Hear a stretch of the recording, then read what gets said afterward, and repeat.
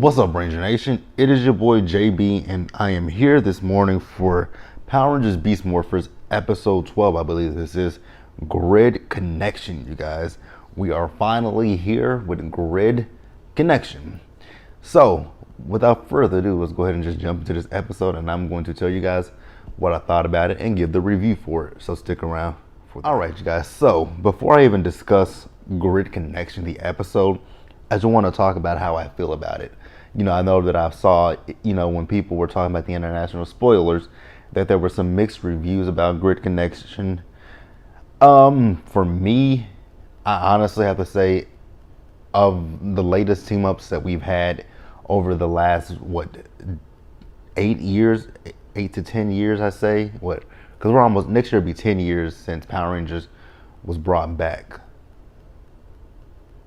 Yes, Samurai started in 2011.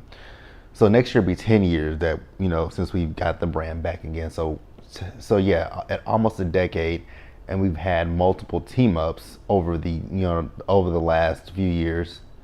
We've had Clash of the Red Rangers in Power Rangers Samurai, which was, to me, was a waste of an episode. Then in Super Mega Force, you had the Legendary Battle, which was a total letdown. And then in Super Ninja Steel, you had Dimensions in Danger. And now we have Grid Connection. So, if I were to rank each and every one of them in order of favorite to least favorite, Grid Connection is actually going to be at the top of the list, because although it wasn't exactly what I wanted, it was good enough for me. And it's I feel like we're getting better. We're climbing. Because like I said, first you had the Clash of the Red Rangers, which was terrible in itself. No explanation about. Scott said he didn't know for sure if he could breathe the air in the Samurai Rangers universe, so that's why he never took off his mask, his helmet. And then Super Mega Force with the Legendary Battle, that was just nothing. Wasted time, honestly. To fight X-Borgs, to fight an army of X-Borgs, you needed a past team of Rangers to help you, but you had been fighting X-Borgs that entire season, kicking their ass. But now at the end of the season, you need the Rangers from the past to come and help you. And then they utilize so much Sentai footage in that episode. So yeah. And then Dimensions in Danger. Dimensions in Danger came in and it answered a lot of questions that we had, and it made up for the Legendary Battle. So like I said, we're getting better and better and better, because I feel like this episode was a notch above Dimensions in Danger, and I did enjoy Dimensions in Danger. So yeah, that's just what I think about it. You guys can tell me in the comment section if you liked the episode, if you didn't like it. How do you feel about, like I said, like I've compared the past 3 team ups that we've had. Let me know where you guys rank it. I know it doesn't compare to anything from the Disney era. I know it doesn't compare to anything from the MMP, the Disney era and the Neo Saban era. I know it doesn't compare to those, but what Hasbro was able to do with this episode, I give them an A. I do. But let's talk about this episode review. So the episode, it opens up and we are at Grid Battle Force. So the Rangers go to meet Commander Shaw, and we see that Keeper is back, and this time Keeper has a warning for the Rangers.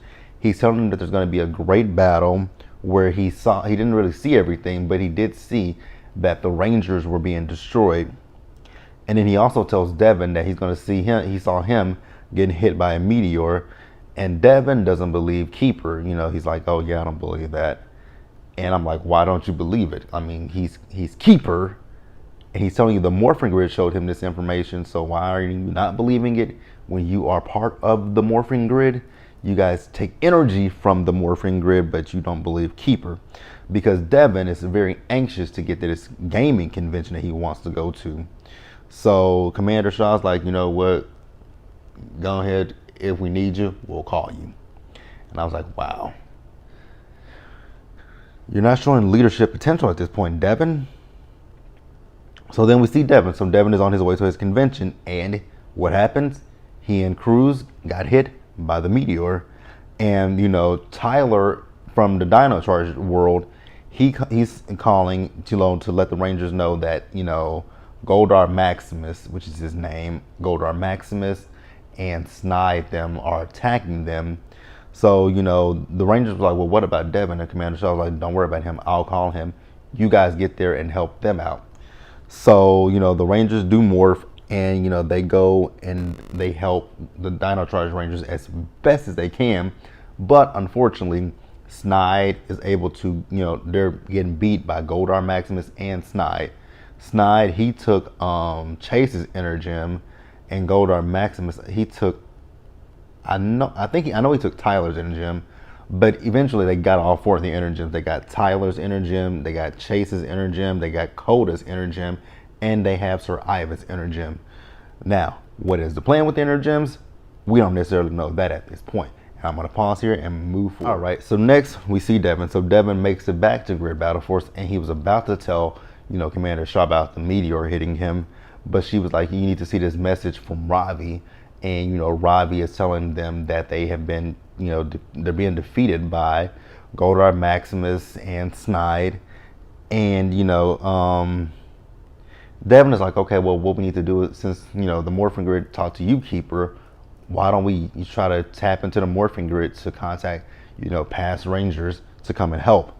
I'm basically sending out an SOS for other Ranger teams. So, they're like, the Morphing Grid is,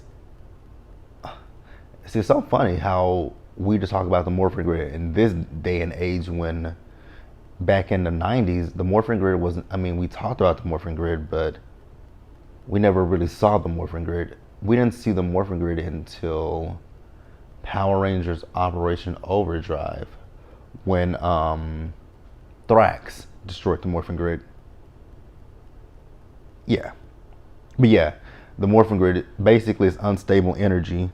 So, Devin, actually Cruz comes in with the meteor, and he was like, it disrupts energy. And they were like, maybe we can use this. So they do use it. So Devin goes to, the Morphex Tower, and he goes into, I guess that is the Morphing Grid, and it produces a power coin, and it's a Tyrannosaurus power coin. And Jason appears so that they can go and help the Rangers with Evox, Goldar Maximus, because he tells them about Goldar Maximus. And Jason's like, well, I thought Zordon defeated Goldar. And that is the one thing that I'm enjoying this. It's the continuity, because I felt like when it came to Super Megaforce, I felt like Super Megaforce, they were saying things that didn't necessarily go with the show in particular. Because there's been some episodes in Power Rangers where I'm like, that's not exactly what happened, especially in Ranger history. Like, for me, I'm like, that's not exactly how it happened. I can't remember which episodes it was, but there were some episodes. Here's one of them where it just didn't make a lot, empowering just Super Mega Force, when they kept referring to the kingdom Animaria and Animaria and the Animarium. They kept, the one that was in the sky was the Animarium, but they kept referring to it as Animaria. I'm like, first of all, that's not how you pronounce it. It's Animaria, but that was Queen Princess Shayla's homeland. The Animarium is where she and the Wild Zords were. That was one thing that threw me off with that. But I do love how Jason said he thought that Zordon defeated the original Goldar. Well, he did, in a sense. His energy tube, you guys remember Power Rangers in Space, Andros shattered the energy tube, and all the good energy from Zordon's tube destroyed the forces of evil. Turned Goldar them into dust, and turned the evil villains that were humanoids, turned them into full humans, i.e. Rita, Zed, Divatox. Turned the Machine Empire into dust, And I'm assuming it turned Master Vile into dust. Because, I mean, Master Vile wasn't a human. So, yeah, it turned the ones who were human into humans. Well, who had human-like features into humans. And the ones that were monsters, robots, whatever else, they were turned into dust. So now let's move back over to the Dino Charge universe. Now we find out what Evox is actually planning to do with the Energems. So Evox wants to create himself a Zord, because you guys remember when Keeper in the episode Finders Keeper, when Zoe put the that thing around his neck that Ryajax had that controls people and make them basically do whatever you say. Well, we found out, we got more information about what actually happened with Keeper. So Keeper told him about creating the Zord. You guys remember in Power Rangers Dino Charge that Shelby with Dr. Runga created the Megazord. I can't remember exactly which Megazord it was that Shelby and Dr. Runga created. But they created a Megazord, and Keeper told him exactly how to do it. So that is what he wants to do. So that is why he has the Energems. Now, Chase and Tyler over here, what they are planning to do. So Chase and Tyler go back to the other Rangers. Here's one thing that I understood why from the outside looking in, I understand why they did it, but in this episode, it didn't make a lot of sense to me. Well, I guess so. Thinking about it now, it does make a little bit more sense. The reason that the Rangers are because I was looking like Shelby and Riley are the only two Rangers who are morphed in this scene. The Beast Morphers Rangers are demorphed, as well as Tyler, Chase, Coda, and Sir Ivan. They're demorphed, but they're demorphed because they don't have their Energems, and Shelby and Riley do have their Energems. I get it. The actors didn't return. Now I do know that Brandon Mejia, he did say that Camille, who plays Shelby, Camille Hyde, and Michael, who plays I can't remember what his last name is, but Michael, who plays Riley, they did come back and do ADR for their characters. So I understood that. So yeah, he goes back and tells them what's going on, and then Jason and Devin arrive, and they have Morphers for their team, for his team. So now what's going to happen is the Rangers are going to team up. They're going to team up, but they're going to split up at the same time. So the Dino Rangers are going to go and try to stop, the monsters, and the Beast Morphers Rangers are going to go after Evox. And I'm going to pause here and we're going to move forward. All right, you guys. So then Goldar, Maximus, Snide, the Putty Patrollers, the Triptoids, and the Vivix. They all intercept the mighty Jason. They intercept Jason and the Dino Rangers. Jason, the Dino Charge Rangers. That's it at that point. So they intercept them. And, they feel like Goldar Maximus feels like, he got them. I mean, Goldar Maximus, pretty cool name. I mean, he's not like my gold monkey, but I'm going to give him an A for effort. So yeah, they felt like they got them, and Jason's like, oh no, you don't have us, we got you. And then, while Jason was talking, we see the portals open, and who jumps out of those portals? The rest of the Mighty Morphin. I'm assuming it was Zach, Billy, Kimberly, and Trini. I'm going to assume that those are who jumped out of those portals, which it could have been. Well, well, we know who the blue and the pink were. We know that is Billy and Kimberly. But I'm going to assume, since it's Jason that's returning, that's his team, that it is Zach and Trini instead of Aisha and Adam. So yeah, we're going to say that was Trini and Zach that jumped out with Billy and Kimberly. And then we also got Connor, Ethan, and Kira jump out of their portal. So cool, man.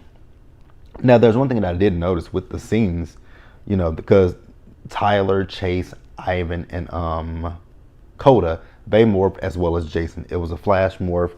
I really would have loved to see an updated Morpher Jason, but it is what it is. I'm not gonna complain.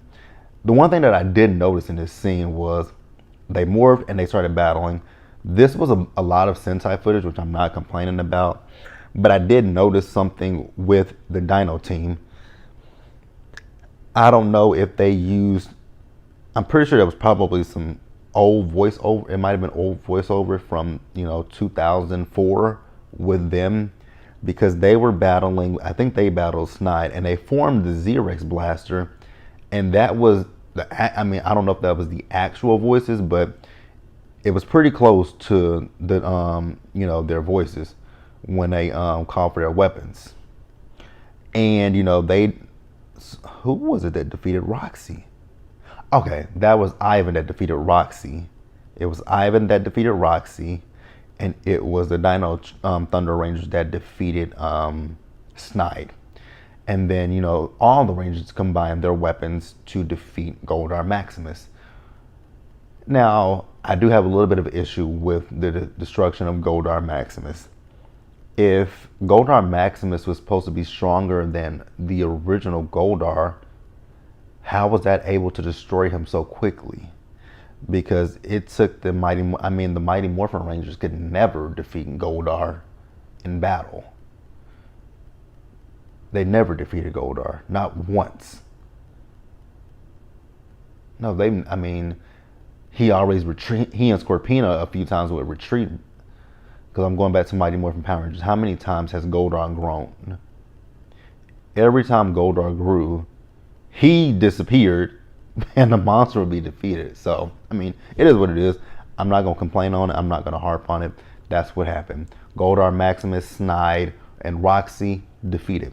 Now, like I said, the Beast Morphers Rangers, they were going to go deal with Evox and Scrozzle, who they're creating a Zord, using using what Keeper has told them to do. And they stopped them, but not in enough time before Evox is able to create his Zord.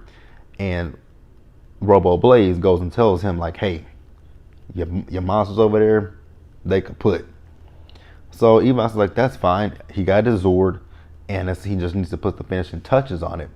So we do see him putting the finishing touches on his Zord, and his Zord materializes, and it's a weird looking thing. It's not as big as Serpentera was. I don't even think it might not even been as strong as Serpentera. Yeah, I don't know if that thing was even. Nope, couldn't be as strong as Serpentera, because it took years for Serpentera to be defeated.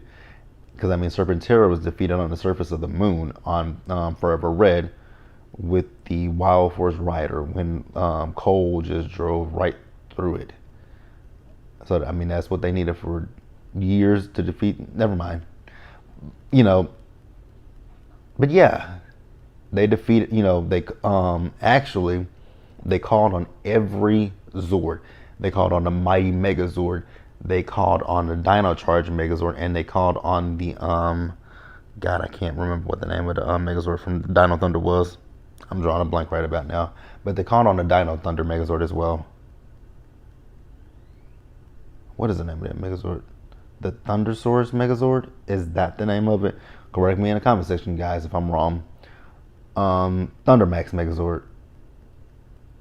Thundermax Megazord? Does that sound right? I think so. Because see, that's when I stopped buying Megazords. What season did I stop buying Megazords? Lightspeed Rescue. Yeah, Lightspeed Rescue was the last time that I got a Megazord as a kid.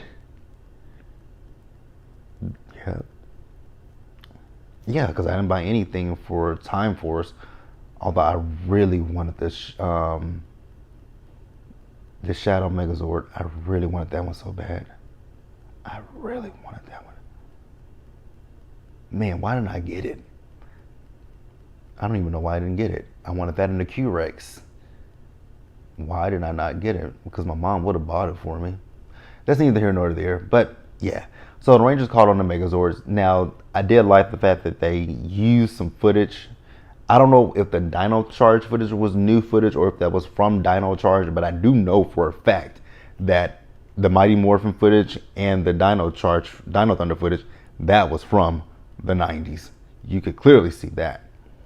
And so yeah, they called on the Megazord, and the Beast Morphers Rangers, they want to go help and fight, but Devin tells them that they are too weak, and he calls on Commander Shaw to send one of the Zords. So she sends in the Beast X King Zord, and the Beast X King Zord combines with the Dino Charge Rangers Megazord, and they are able to defeat Evox Zord. Not necessarily Evox, but they defeat the Zord, and that is, that was it. The Rangers all said their goodbyes to each other. Jason opened up the portal. I do love how they keep connecting that part. The portal. I love that part. From Dimensions in Danger, they keep using the portal. I love that part. I wonder if that portal could actually, even with the portal, that really connects back to Power Rangers Lost Galaxy, because you guys remember, Marinoid is in a different galaxy. So the portals have come full circle. Full circle. Now looking at this episode, I really did enjoy it, and I didn't think about a lot of things until I just said it on camera. So yeah, the Dino Thunder Rangers are going home, Jason's going home, as well as his team, and the Beast Morphers Rangers are going home. So with the portals, I don't necessarily, it might be a dimensional portal as well as a city portal, city, world, whatever portal. Like I feel like Leo and the Galaxy Rangers can come through that portal. I feel like Orko and Delphine and Cestro and Titus, I feel they can all come through the portal as well. So yeah, gotta love it, man. I love how they are. Like I said, I love the connection now, as opposed to with Power Rangers Super Mega Force. Okay, episode. It was good. But that is it, you guys. I enjoyed the episode. Please, let me know in the comment section if you guys enjoyed it, didn't. Let me know you're good, you're bad, you're ugly. And we will talk about it in the comments section. And until the next one, Ranger Nation, do me a solid favor, you guys. Stay safe out there. Take care of yourselves. And until next week, I will see you guys later. Also, remember, wash your hands and wear your mask and social distance, you guys. Bye.